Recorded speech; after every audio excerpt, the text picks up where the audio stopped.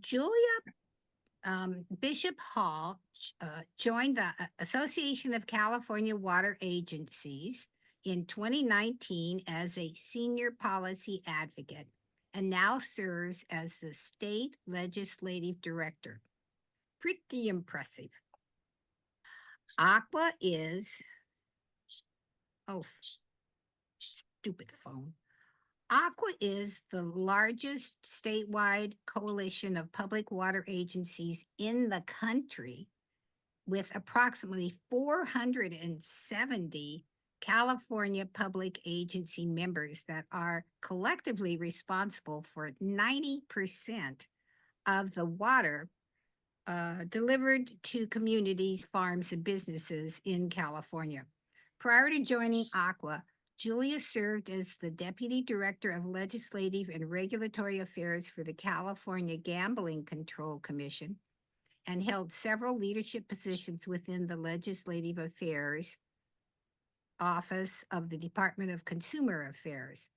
Julia holds a master's in public policy and administration from Sacramento State and enjoys spending time outdoors with her family. And we are so grateful that she was able to come today. So Julia, please go ahead. Hi, thanks for having me. Couple things on who ACWA is and who we represent, and I think the bio kind of explained a lot of that, but I think just want to emphasize that we represent the public agencies, so local governments. We have a lot of special districts. I think 95% of our membership is special districts. We also have cities and counties that are part of our membership. There are other kinds of water providers across the state that provide water to communities. We don't represent them. We typically have similar interests, right? Because we're providing water to people to drink. But there are other kinds of water agencies out there. There are for-profit water agencies that are regulated by the California Public Utilities Commission. And then there are what are known as mutuals, which is essentially a co-op of water. So all the people that are ratepayers are also owners of the system. It's kind of like being in an HOA for water.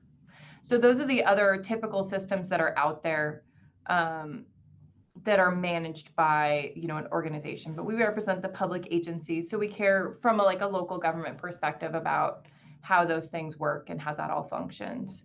I was going to kind of talk about what the big issues in the legislature are this year. Does that sound like that is right? I'm sure you all were seeing, all the devastating headlines about the fires in Los Angeles in early January. Fires have been a huge impact on the water community for a long time. I think the first really big one that we saw the biggest impact on water agencies was probably the Tubbs fire, which is the one in Sonoma County going back to was that 2018 or something, where water agencies played a big role in the fire response effort and making sure that the water system stayed operable, and we made sure that people had clean drinking water coming into their homes, and things like that. And, over the years, this has been an increasingly important issue. And I don't know how much you guys follow the Public Policy Institute of California, but when they talk about water priorities, headwaters management, so managing all the forests where all of our water comes from, is usually one of their top priorities on water. So it's something that our members focus a lot on. And I think the fires in Los Angeles County really put a new spotlight on the role of public water agencies. I don't know how much you guys saw the headlines just about, especially the Palisades fire, and whether or not the hydrants were still operating. And it made a lot of news. And I think this was one of the first times where the availability of water became one of the central stories of that fire. And so I think this year it's going to be a big conversation in the legislature. There aren't a lot of specific bills to water yet. Most of the bills have, all the bill numbers have been introduced, but they introduced something called a spot bill, which is basically a placeholder they can add things to later. So we expect there's going to be more coming on that. And I think, it's an important issue for our members. The issues related to wildfire are very different if you're in the Sierra Nevadas or if you're in, Ventura County or San Diego County, right? So what you need to do is very different. But I think we have sort of an education campaign going on right now with the legislature, just to explain what the role of public agencies is in a wildfire situation. These systems weren't really designed to combat 100-mile-an-hour winds where we can't get air support and things like that. And it's unfortunate. It'd be great if systems were designed to combat these climate-driven wildfires, but they're just not. And so kind of talking about what water agencies are doing to prepare is sort of something that we've been focused on, making sure that we're talking to the legislature, the specific committees. They're going to be vetting all of these different bills because we understand that it's going to be a big focus. So I'd say that's definitely one of the big policy issues that we're working on this year, that it's something that we've worked on in the past, but I think it's going to be more central to the policy that we're going to be working on this year. Kind of moving into funding, because it's sort of related to some of the wildfire, right? Responding to the wildfire and trying to be prepared for wildfires. I'm assuming you guys are all registered voters based on the organization that you're part of. So Yeah. you probably all had an opportunity to decide whether or not to support Proposition 4, known as the climate bond, this last November. That bill did pass, I think, with over 60% of the vote in the fall. And so the legislature is now contemplating, how do we want to roll out this funding? It's, how do we want, in what categories do we want to have the money come out? At what speed do we want to have the money come out? For some of the categories, the funding was more or less specific. So there's like a water quality category. And some of the ongoing discussion is, are we talking about treating for contaminants like PFAS? Are you guys familiar with PFAS? Oh, yes. But then you're also talking about addressing more rural community concerns about, connections to larger systems and septic to sewer and some of these other issues. So we're working with our members to figure out what our priorities are on Proposition 4 as it gets rolled out by the legislature. The governor put out his proposed budget on January 10th, and it was 2 days into the Los Angeles fire. So on the wildfire piece, they're actually only proposing right now to put out, I think, less than maybe a quarter of the money was the proposal at the time from the wildfire section of that bond. And we expect that there's probably going to be a push to put more of the money out faster. I think one of the things as a statewide organization that we're focused on is there's definitely significant fire recovery issues in the Los Angeles area. And the legislature actually passed something during their special session in January, $2.5 billion for fire recovery, which they're hoping to have backfilled through FEMA and other federal dollars, which in a nonpartisan way is sort of up in the air, right? So there's a lot of things that are needing to be decided in that space. And so I think the state sort of is front loading that money. So I think one of the things that we're focused on is that there's needs across the state on water and on wildfire preventative activities. And so that's going to be one of our messages to the legislature. And then just also on the water quality piece, making sure that the water treatment piece for public drinking water systems is going to be considered as part of that money. You guys all nodded when I mentioned PFAS. It's going to have a significant fiscal impact on public agencies, which means it's going to raise the cost of water for ratepayers. And I don't know exactly who all your purveyors are, but I know that water in San Diego is not cheap. And so when you're talking about additional treatment that could be very significant costs, it's going to hit your water bills. And so that's something that we're looking at and trying to figure out ways to help our members defray those costs. And I think Proposition 4 is not going to be a panacea, but it is a way to help address some of those costs. Good. Most of us live in either city of San Diego or North County, San Diego. So North County has small districts. City of San Diego has a big, giant, humongous district. Yeah, City of San Diego is a retailer. So a lot of cities are not. So, yeah, I'm not as familiar. I'm not an expert on exactly which districts. I know Santa Fe Irrigation District is up in that area. Is that right? They're definitely one of our members. San There you go. Benito. I think, as far as I know, Well, everybody all in the San water Diego County. agencies down here, the public agencies are your members. Our All ACWA members. Okay. And then San Diego County Water Authority is our wholesaler. Right. Yeah, and they are also definitely a member. Oh, yeah. They all engage with us quite a bit and help provide input on our policy making. We have actually a very structured way that we take positions on the legislative side.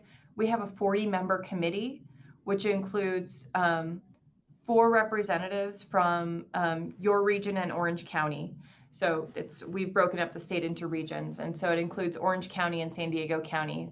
We have 4 representatives from that area that sit on our legislative committee and help weigh in on what kinds of positions we should take on legislation. We get involved in a lot of different issues. So I guess some of the other issues this year that are big priorities, low income rate assistance. I was just talking about affordability of water bills. Some agencies have been able to implement sort of locally organized low income rate assistance programs. Some of you might be familiar with all of our large energy providers have these programs that are administered by the state, but there is not a comparable program on the water side. This is something the legislature has been talking about actually for a while. There was a bill back, I think in 2015, asking the state water board to look at this and do some study. They went and did that. And then since I think about 2021, the legislature has been introducing bills and considering how to do this. And I think the biggest challenge has been, how do you fund such a program? Because there are, there's only so many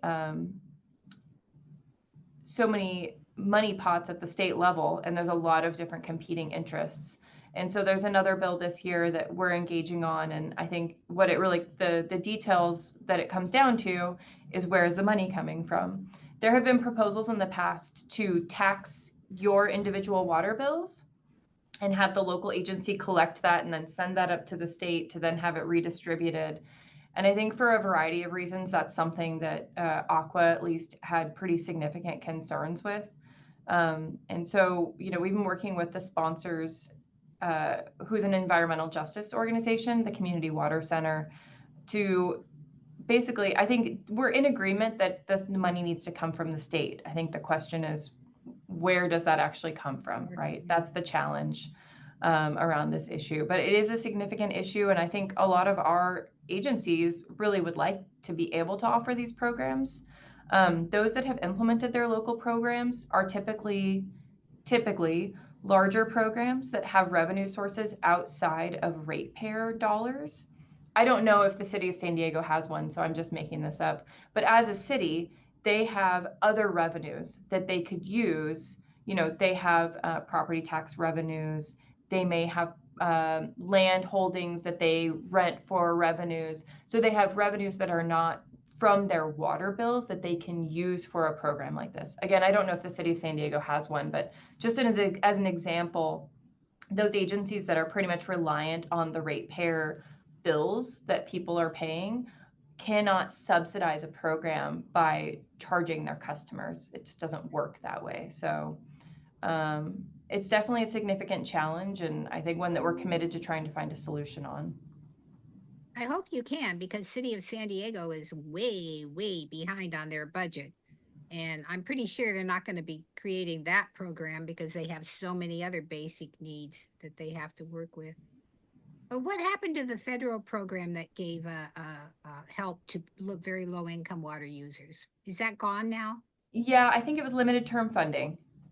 Oh, What about the proposition of, the old one like 84, that is the trouble with having tiered water rates? Where are you guys with that now? Because, it should be able to charge more as people use more, and that's the best idea. But because of that proposition, there's issues with that. Is that still a continuing thorn in the side for you? Yeah, so this gets into there's a lot of ongoing court battles.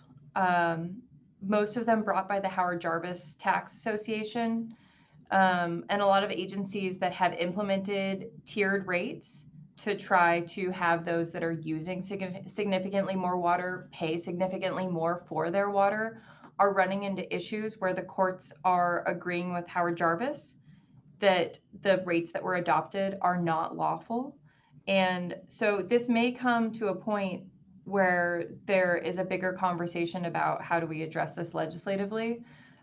Because the other piece of that is that the legislature continues to try to ask water agencies to give more money to certain parts of their ratepayers, give more money to lower income folks. Or if you're doing a water efficiency program, 40% of that should go to low income folks, or things like that. And agencies are extremely restricted by Proposition 218, which was the one that established all the rate making authority for our members. And it gets kind of complicated. There's also Proposition 26. And again, I'm not an attorney, so I'm not even going to try to delve into that. But public water agencies' hands are often tied in how they can charge rates and what they can use those funds for.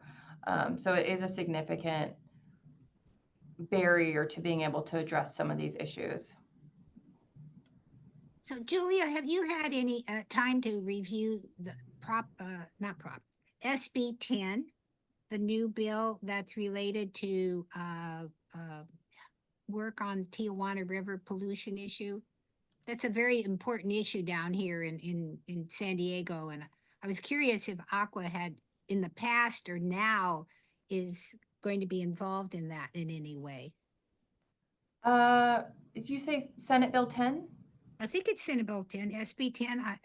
Is that the wrong one, Rita? I don't know that number that way. Well, I have an email from Ruth Sandvin, who's with the coalition, who works on it, and she's talking about SB 10. So I just figured that was the one. If it's not, could it be a federal measure? Oh, I looked up SB 10 and it has to do with tolls. No, So no, I think that's. Oh, no, that's correct. That's it. Oh, what they're talking about is designating that a portion of the tolls will go for funding the treatment plant. See, the reason, Julia, is that we have, the Macador, the building, the people in Mexico, US businesses, and they're not paying to take care of the problem in Mexico, so we're getting it here. So a thought would be that there'd be a charge at the border for coming and going, et cetera, and that could be a pool of money, because we're never catch up with cleaning up the stuff that comes from Mexico, even if they mean to help and we pour federal money on it at the border, it just will continue through the years. So they're looking at a source of revenue that would be stable. I've read about this issue. Obviously, it's a huge issue, the water that flows back and forth. So I'm aware of it. I think this bill has completely flown under our radar. So actually, thank you for flagging it for us. Well, I hope that you find something. I hope you. I'm not sure if that is actually equitable, because it seems to me that a lot of people who have nothing to do with the actual sewage problem would also be affected. It would be much more appropriate in my mind to somehow find, but you can't do it because the maquiladoras are in Mexico and we can't get at them to do what's right. But I have talked to There are several US companies that aren't paying for the water in Mexico and paying to clean it up. And so Right. And are actually dumping. down to us. Sue and I have had a little conversation about this, and I think Sue used to work for the EPA. And it seems to be no question that the maquiladoras are contributing hugely to the pollution that's coming across, chemicals, heavy metals, stuff like that. But there's no way to get at them that we have been able to figure out. So anyway, I'm not trying to do, I'm just saying this is information that we have that we don't quite know what to do with, to put it mildly. So the other question that I had was, I went to the Metropolitan Water District water conference I think was it last week or the week before, on security.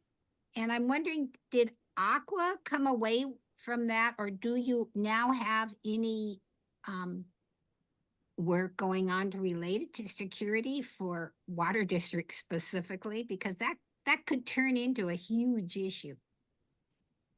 So I didn't attend the conference. Was it cybersecurity? Yes. Yes. So I will say this is a huge concern of our members. Um, I know that there's a lot of focus from the agency side about how to do this. We've had conference programs. We have conferences twice a year. We've had a lot of conference programs on this to help information sharing. There hasn't been a lot of policy work that has needed to happen. So like in terms of my desk or our regulatory work, it's not something that we've worked on in the policy world, but I know that it is a significant concern for our members and something that they're working on.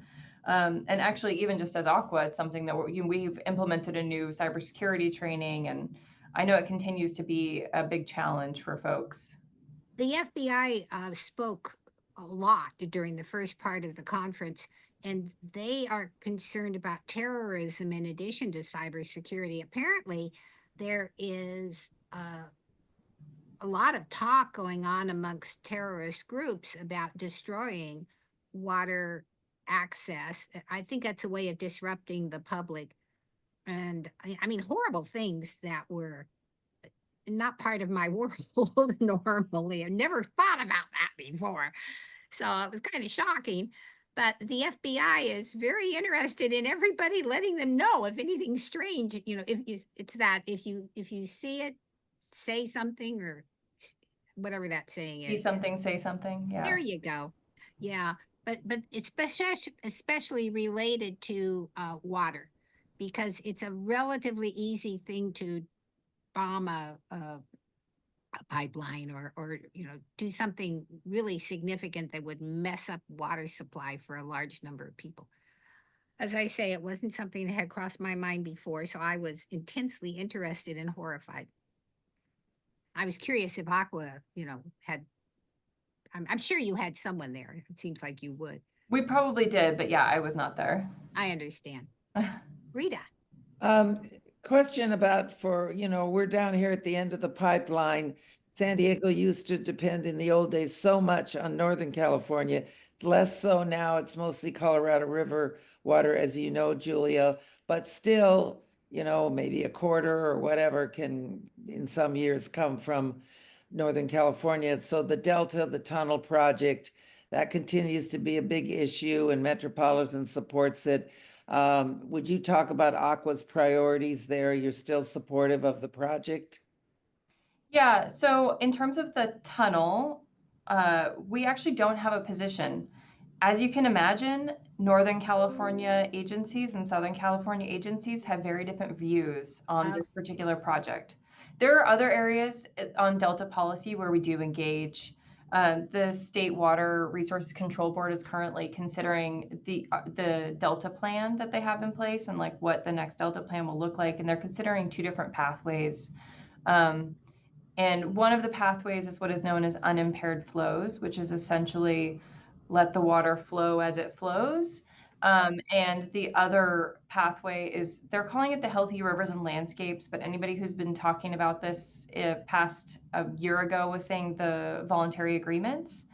And it's essentially all the big water users that have water going through the Delta for a variety, and that includes environmental water uses, come together and kind of like everybody sort of doesn't quite get what they want, but we all get something. And that is the approach that ACWA supports. We think it's the best approach for the Delta. The tunnel issue is so interesting because if you go back to the history of the Delta, there was supposed to be, this outer canal back in the 1960s. So this has been, talk about a deferred problem. Like we've been talking about this for 80 years and we haven't figured, or not quite, sorry, my math is terrible, 60 years.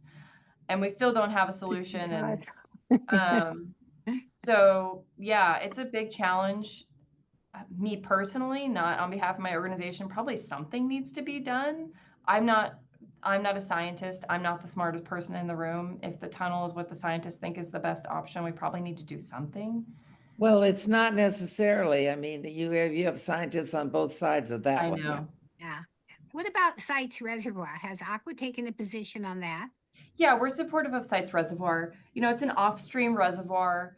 It'll help store water, but it'll also have cold water flows for fish. So there's like benefits for multiple, has multiple benefits, which we think is valuable. And you know, the old school like Shasta Dam type thing is probably not something we're doing anymore. So we need to look at other ways that we can adapt to climate change and store water, because our snowpack is dwindling, and we have to figure out other ways that we can make sure that we're keeping the water there so it's not just running off and we don't have any water for drier months. Well, one is groundwater storage, which, you know, historically in the past, California was the last state to support groundwater management, and ACWA has a long history, along with the farmers, of not wanting that. But finally, that passed 10 years ago, and you guys have worked with your members to get them in the program. So, but we still don't store enough water, haven't gotten rid of our overdraft. So where do you see groundwater storage as part of the solution, and how much is ACWA fighting against it or pushing for it these days? Yeah, so if you go back to the early 2010s, which predates my time with ACWA, I think the legislature was pushing for some sort of regulation of groundwater, and our membership was resisting it. And leading up to 2014, actually our former executive director basically called our smart members into the room and said, we have to decide what this looks like, and we have to implement something. So actually ACWA pulled together a working group of all of our members that were like on the ground on this issue, and designed what became the Sustainable Groundwater Management Act. And we put it forward to the legislature. Tim Quinn. This predates me, so I can't take any credit. I think, you know, the program it's being implemented. Some of the groundwater sustainability agencies are doing a fantastic job. Others are struggling. I think there's a lot of different challenges depending on which part of the state you're in and who the different interested parties are in each groundwater basin. But I think we would like to see the program implemented.